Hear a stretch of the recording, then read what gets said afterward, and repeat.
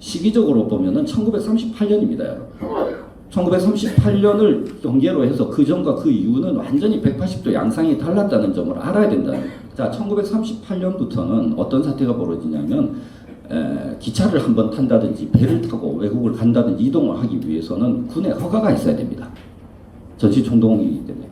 그러면 군 위안소, 군 위안부 문제는 적어도 1938년 이후에는 이거는 군이 주도를 하게 되는 거고, 군이 주도를 했다는 것은 일본 국가가 주도를 했다는 것이고, 이거는 그러니까 군만의 범죄가 아니라 이거는 국가 범죄라고 하는 겁니다.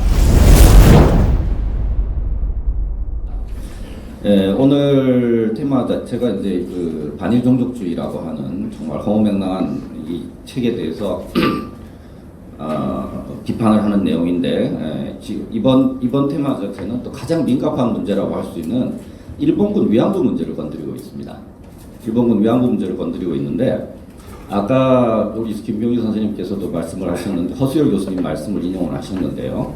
같은 경제사를 하시는 분이지만 같은 경제사를 하는 교수님이 봤을 때도, 허수열 교수님이 봤을 때도 이영훈의 이야기는 다 거짓말이다. 날 가치가 없다. 라고 하는 게 지금까지 전문 연구자들 사이에서는 알려져 있는 그게 사실입니다. 사실은. 근데 그들이 왜 이런 식의 이야기를 할까 하는 것, 벌써 오래됐습니다만은, 그리고 아무런 꺼리낌 없이 이번에 그 책을 같이 썼던 그 저자의 한 사람이 있어요.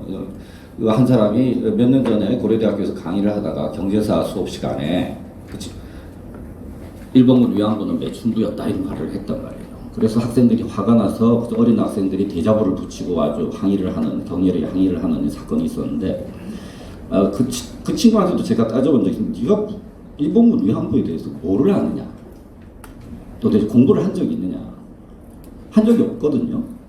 근데 그런 허무맹랑한 주장을 역사적 사실인 것처럼 하고 있다라고 하는 겁니다. 그러니까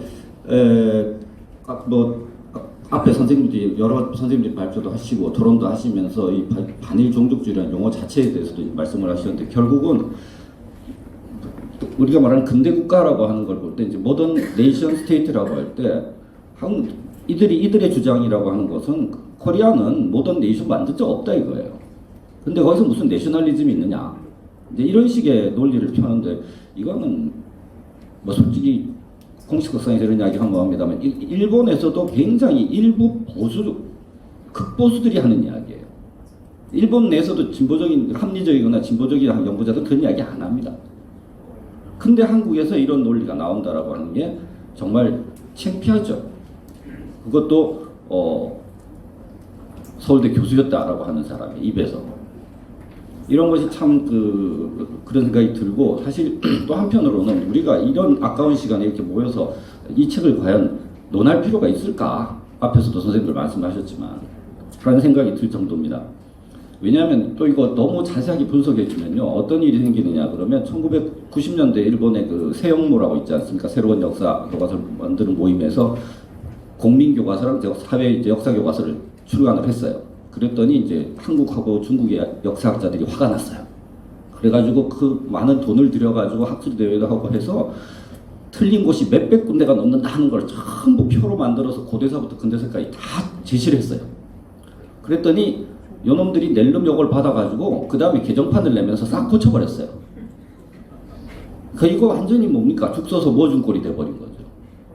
그래서 저도 혹시 잘못하다가는 이런 일이 이 책에 대해서도 벌어지지 않을까 하는 생각이 들어서 좀 우려를 했습니다만은 뭐 그렇지는 않은 것 같고요. 아무튼 굉장히 편향적이고 사실을 왜곡하고 있다, 팩트를 왜곡하고 있다 하는데, 그들은 뭐냐면은 자기들만이 연구자고 자기들이 하는 것만 사실인 거예요.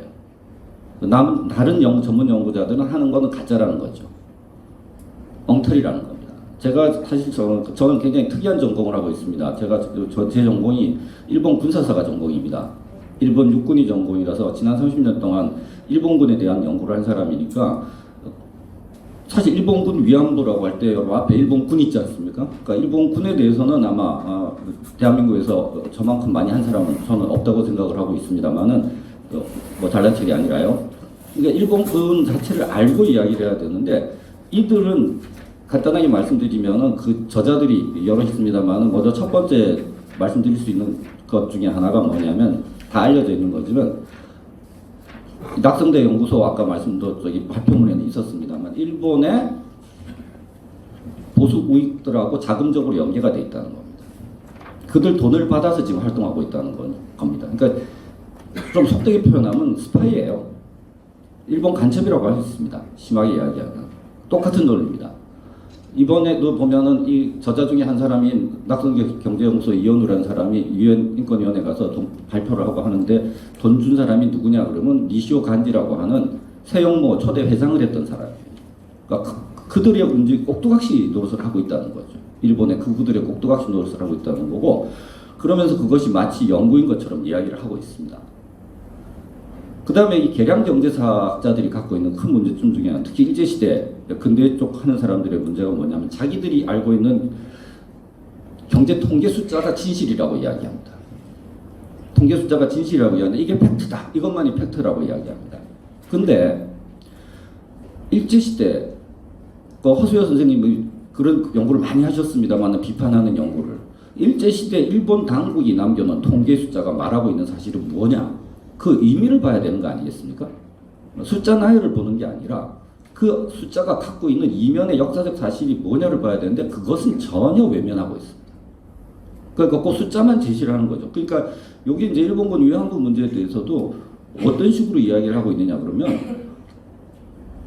제가 써놨습니다만은 일본군 위안소를 민간인이 경영을 했다 하는 점. 그 다음에 일본군 위안부라고 하는 것은 어떻게 보면은 전체가 어떤 매춘부, 저기는 어떤 역할이었다. 요것만 들고 나온 거예요. 요것만 들고 나와서 돈 벌려고 한 거 아니냐. 자발적으로 마치 따라간 것처럼. 그러니까 이제 처음에 사실 맨 처음에 일본에서도 90년대 일본군 위안부 이야기가 일본군 위안부라는 용어가 정착되기 전에 종군 위안부란 말을 썼습니다.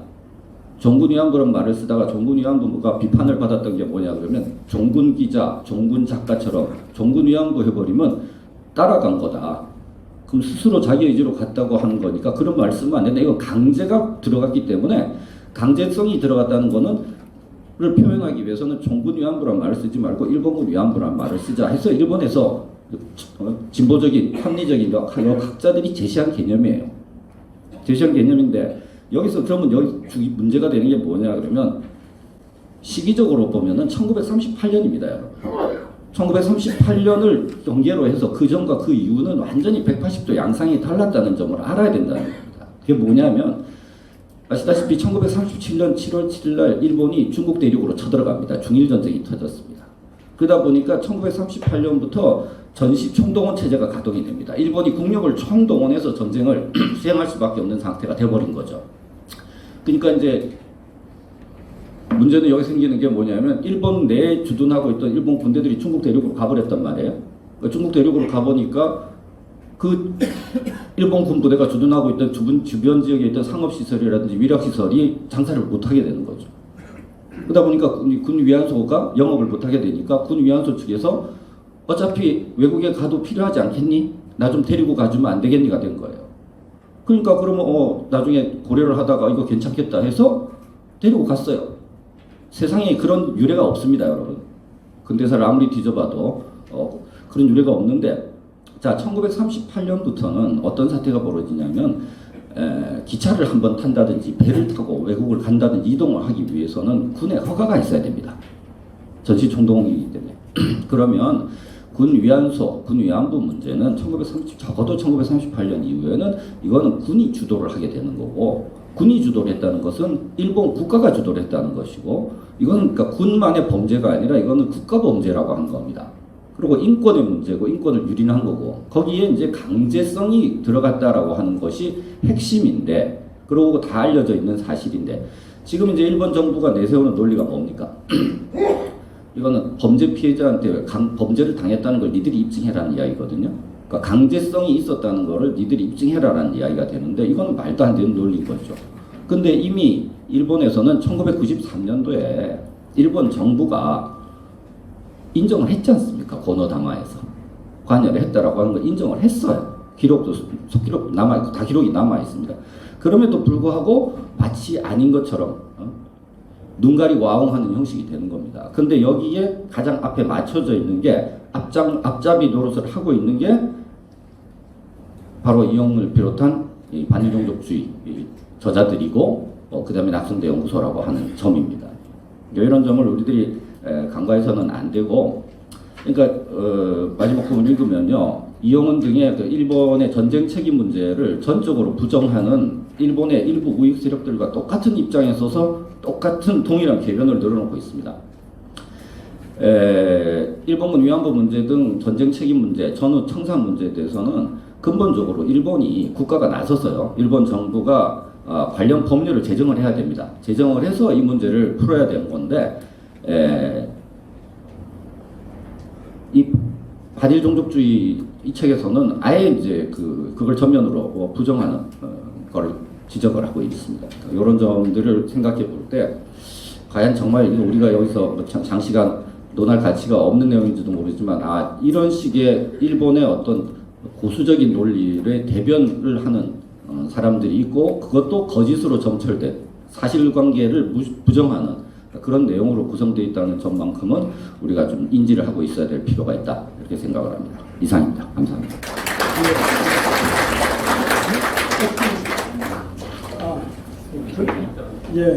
서울의 소리 응징 취재의 가장 힘이 되는 방법은 무엇입니까? 구독 눌러주세요.